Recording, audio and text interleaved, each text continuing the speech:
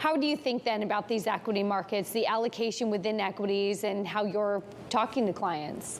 Yeah, it's all about the risk reward, and I think we've now sort of established a trading range. I think we have tested the low, which is around 3,700, but I think we might have also tested the high for the time being.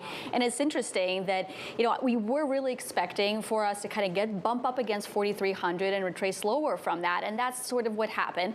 So first of all, it was a key 200-day moving average, and the fact that we didn't quite break through above that, I think, is going to keep some investors on the sidelines still.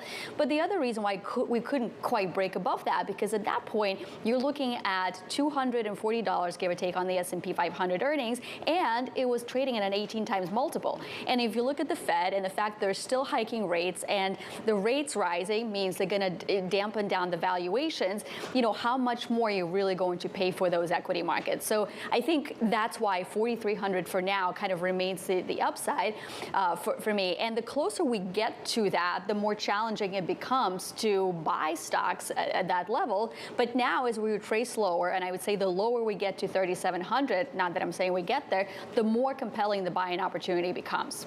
The buying opportunity, I think over about Mark Heffele over at UBS over in Switzerland, talking about the roaring 20s still, looking past that recession and looking past this rate hiking cycle. How long, if we're so range bound, do you have to wait to get a real return on your equities?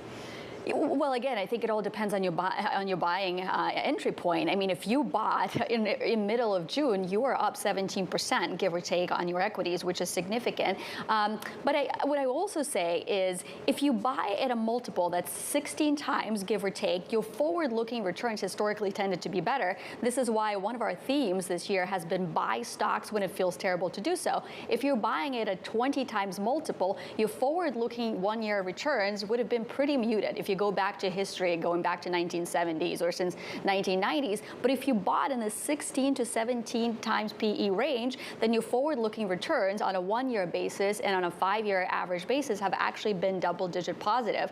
So this is why I really stress it's really critical to have an entry point in mind.